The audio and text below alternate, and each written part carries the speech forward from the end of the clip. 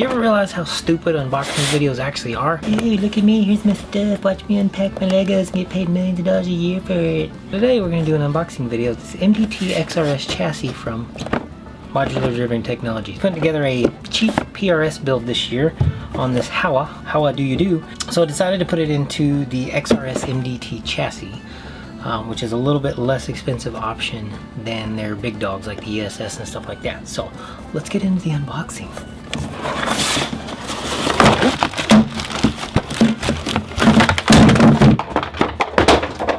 And that's how you do an unboxing video. That's all we need to see. Doesn't need to be any more complicated.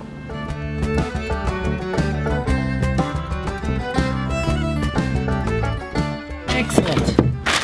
Sticker. Super cool. Love that. That's awesome. You got the MDT XRS. Okay, let's get serious here.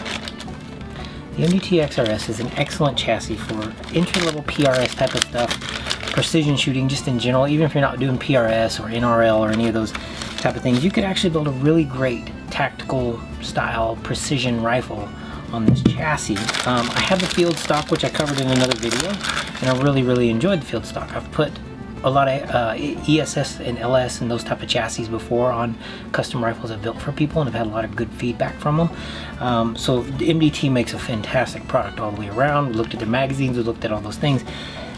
For this build though, since I am building this gun specifically for PRS and NRL, I wanted something a little bit higher grade than the field stock is, because the field stock was a good stock. I put it on my beater hunter or my beater precision rifle, my trainer, and it actually it's turning out to be a pretty good rifle for that, for as low price as it is. And so I'll have some more shooting videos on that in the future. So anyway, for the Howa, I decided to upgrade that to the next level, which is the XRS chassis from MDT, which comes with length of pull spacers, awesome, an adjustable grip. Oh hey, what's that? Oh, look at that, it's great. A secondary, like a vertical grip you can put on there. It's got good meat to it. That's cool. That's a good feature. I like that. I can get behind that. I can dig that. How's the focus? Can you see me? Can't tell if this thing's working or not. All right, and I went with flat dark earth tactical peanut butter because that's just how I roll. Freaking chassis. Get back. All right, MDT chassis, the XRS. One of the things I love about it, and in their catalog I've loved for a while, aluminum bedding block and an aluminum forearm.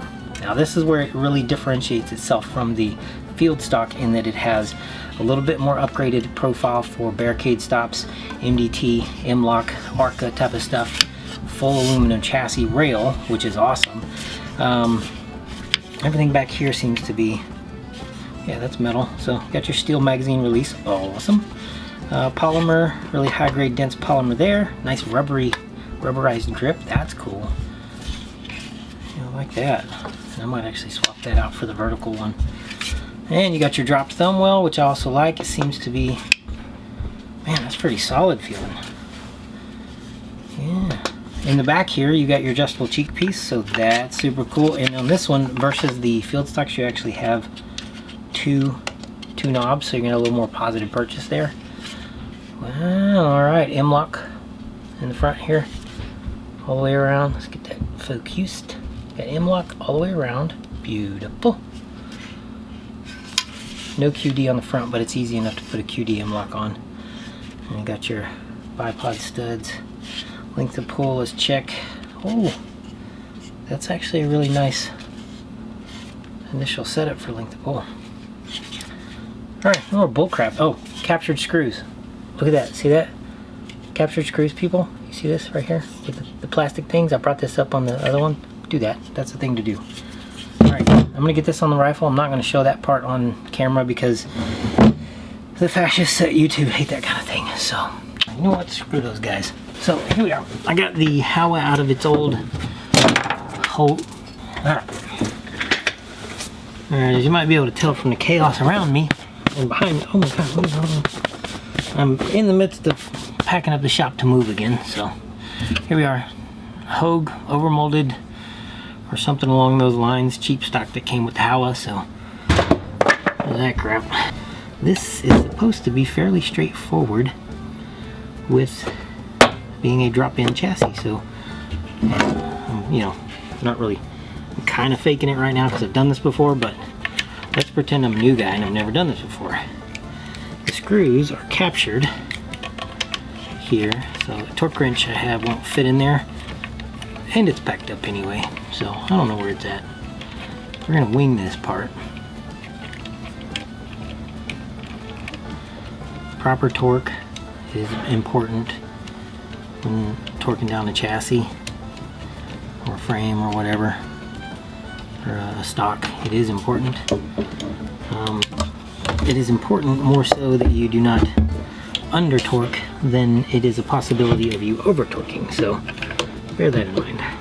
You can over torque. I mean, you can strip screws out and stuff like that. So just use wisdom, use a torque wrench, or use your instincts, and you know, don't overthink it. Back that thing up. You know what I'm saying?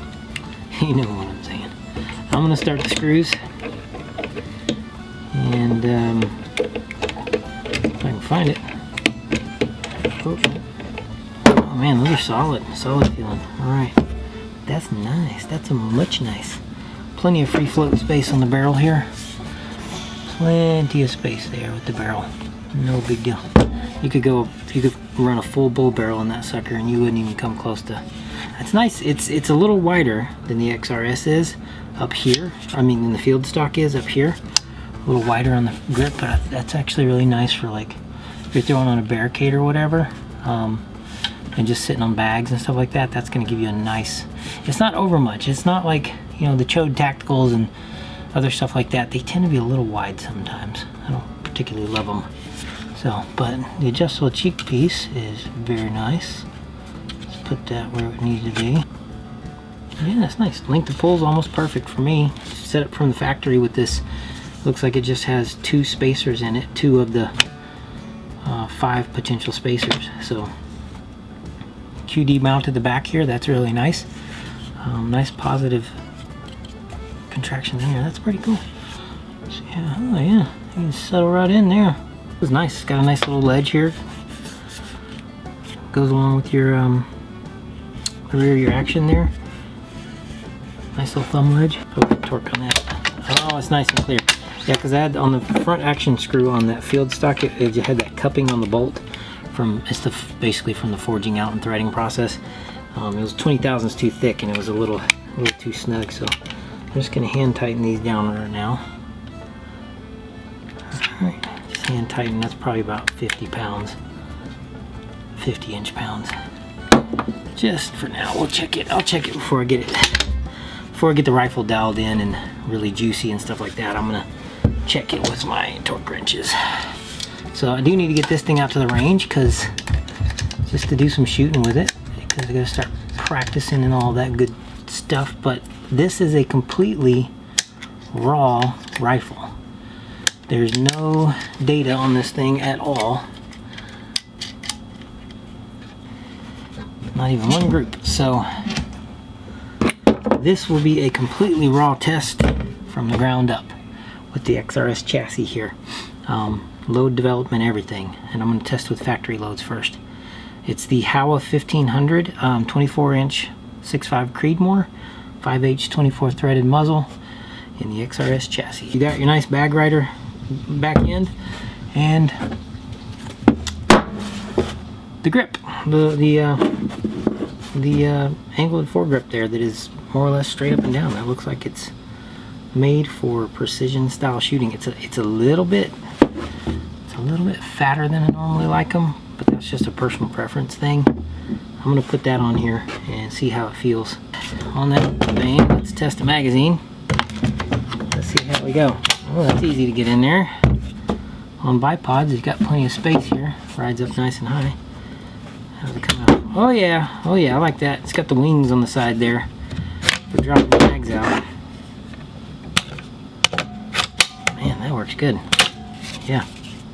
The Howa is not an expensive gun, the Howa 1500, but the way they build them, their barrels, bolt face, I already tested the go no go on this one and stuff, and it's almost almost dead nuts to what I have, how tight my chamber is on the action that I built for precision, and it's a very well done action. It's a very well tight action, and the way that they build their rifles, Howa does, is just, it's simple but it's solid. They press fit. I talked to a Howa representative at the factory, and they actually press fit their barrels on with a machine that basically press fits them on like that when they put them together. So they're a monster to get off. If you've never rebarreled a Howa, which I've done a few of them, they are a monster to rebarrel.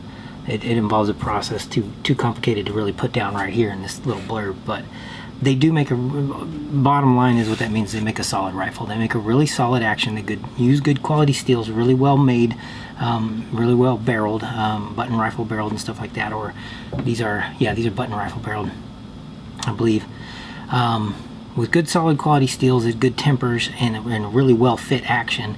They make for some pretty darn accurate rifles right out of the gate. The stocks that come on them are garbage. There's no secret there. But an upgrade like this, the MDT XRS, this is not a super expensive upgrade that actually gets you into a chassis style stock that honestly it doesn't feel that bad. It's a little heavier than I would probably carry around for a hunting rifle. Maybe. The stock itself doesn't seem to have added a whole lot of weight, but it does balance it nicely. I can feel like there's some good balance on this bad boy. I think, let's put a magazine in. I can see this. Oh yeah, when you're running a bag or a barricade, that's balanced like right there. Put this up here. I mean, you've got like almost perfect balance right there with the weight of this and the weight of a full Sendero style barrel. So this is a Sendero profile barrel on the Howa. Golly, that just smooths right out. Look at that. That's really well balanced. So it doesn't, overall the package doesn't feel super heavy, and that's fully loaded right there. 10 round mags, bipod, all that good stuff. So yeah, I'm excited to shoot this. I'm gonna get this out to the range. I'm gonna bring this and the field stock out, and we're gonna do some group shooting. I'm gonna start working up the accuracy on this Howa 1500 in 6.5 Creedmoor with the MDT XRS. There's 2 screws here. Just get those a little snug. Good. Alright. Let's see what we got here. Oh, that's cozy. Yeah, that's cozy. Alright, I'm not always a super huge fan of big fat chunky grips.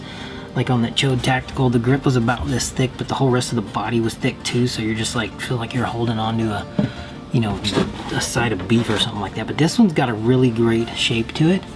Really ergonomic shape to it. Really nice, positive textured feel. And it's got the svelte back end here that smooths right into the grip there. So yeah, that's cozy. That's super cozy. Yeah, I get used to that. I like that. We're keeping that one on there, definitely. That's the way to go. My initial impressions, I'm going to say that this is probably leveling up from the field stock. This is a good next level. For affordability too, like price-wise, it's not, I mean, under 500 bucks or around 500 bucks. I'll put the price up here, current pricing, but yeah, leveling up what you get with the field stock, this I can see this being an actual step up big time. The field stock replaces all your basic stocks. The field stock is something you could use for anything, for hunting, even a tactical precision gun for plinking or training or whatever, and it gets you kind of an entry level into the chassis system. Deep, detachable bottom metals and some adjustments and all that stuff with a polymer thing, but aluminum in the inside. This is the next level though. This is way sturdier, wider, and definitely more rugged up front. You can tell right off the bat. It's like there's no scenario you're gonna get barrel whap on that one. Not even with the thickest barrel you could put in it. So it's going to work for your bipods, it's going to work for your barricades, it's going to work for running and gunning, dropping on bags, that kind of thing, and you're not going to have to worry about anything. But yeah, I can see this being a major step forward in a PRS rig or an NRL type of rig, an actual game changer for just the rig itself. I don't know for accuracy because I don't have any data on this barrel yet, on this gun or in this action yet, so we're gonna find out. I can't see anything mechanically that would hurt the accuracy, only improve it. So coming raw straight out of the gate with a raw action and barrel straight onto a chassis, I'm interested to see from the beginning how the accuracy is. Look forward to testing it out. I'm gonna get out on the range here in the next couple weeks once we get moved and start slapping some bullets down range. But yeah, for the money, MDT XRS, I'll take that, man. I would, if it weren't for this, I mean, if it weren't for the field stock, like I would put one of these or the field stock on everything I got. Let's put it that way. Yeah, and I think there are a lot more options available with the XRS right now than there are for the field stock. So if you've got some of the, like the Howas and stuff like that, Ruger American, I think you can get Remington 7, definitely Remington 700, Savage, that kind of thing. If MDT doesn't have them, I know that Brownells occasionally has them. If you're looking for one right now, that's where I got this, is from Brownells, because MDT didn't have them in stock right on the day, or I would have got it from them. I prefer to order direct from the source if possible.